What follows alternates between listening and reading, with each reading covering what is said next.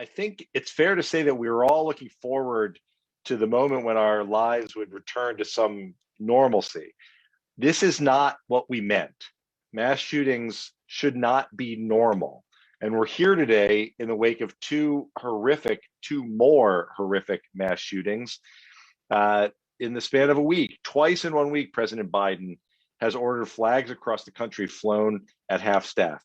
And our thoughts continue to be with the families of the 8 people killed in Atlanta last week in a horrific attack against the Asian American community, 10 people killed in Boulder on Monday in a grocery store. And today is also the 3rd anniversary of March for Our Lives. 3 years ago today, millions of Americans filled the streets in cities across the country to demand change after 17 people were killed at Marjory Stoneman Douglas High School in Parkland, Florida. The changes we were demanding then are the same changes we are demanding today. Across the country, wanting safer gun laws isn't a partisan issue. It's a popular issue. 97% of Americans want stronger background checks, but too many Republicans in Washington still refuse to break their ties with the gun lobby and special interests.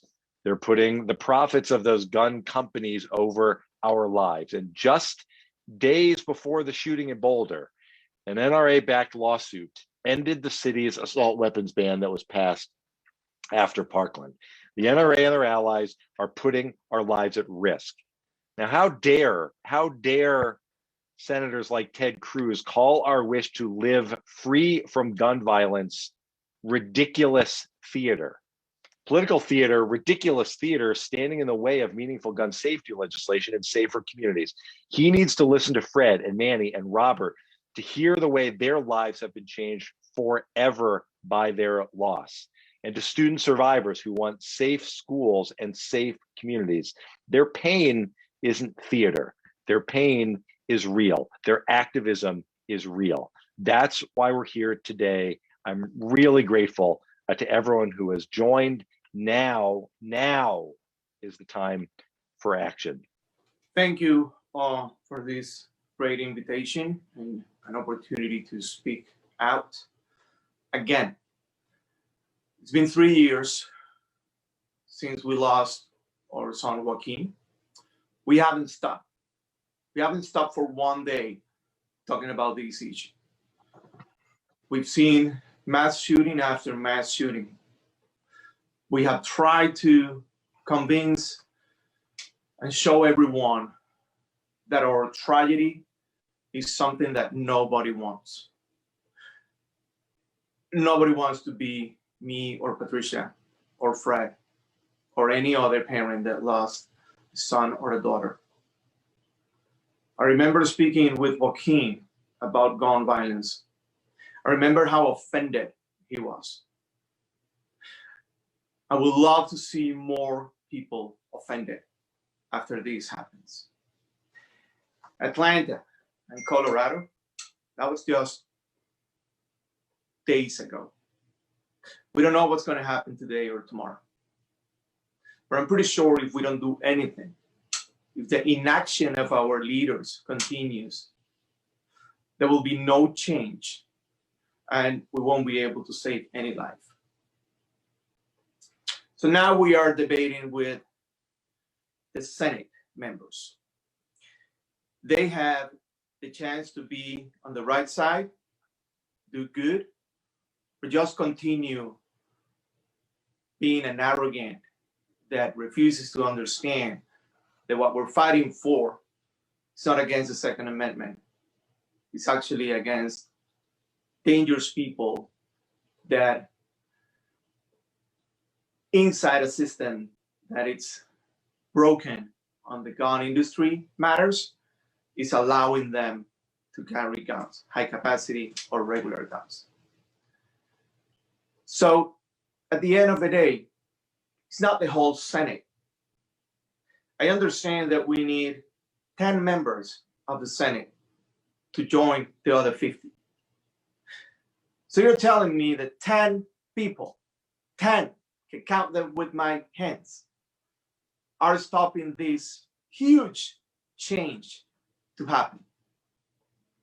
Well, shame on you.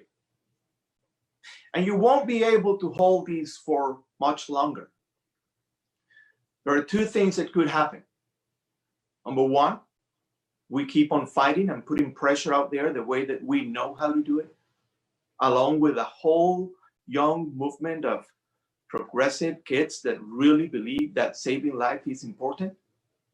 Or number two, you will be a victim or you will lose one from gun violence.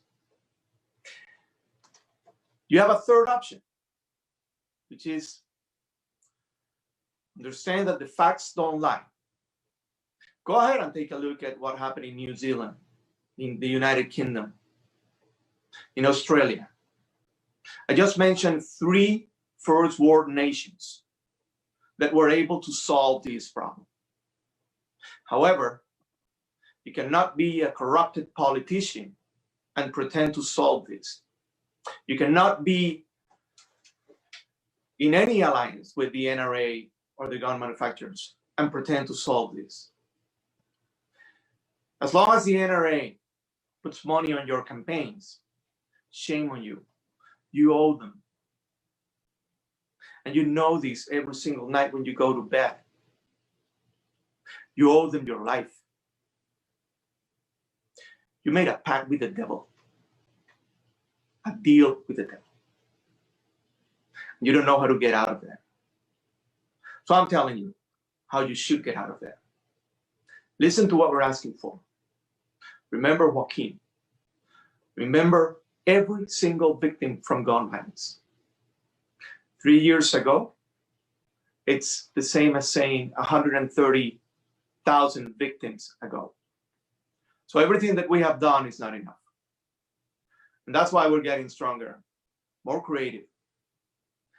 And now we know exactly how to defeat you, how to convince you that you have to do right. Just like Fred said, at the end of the day, it's going to be our call.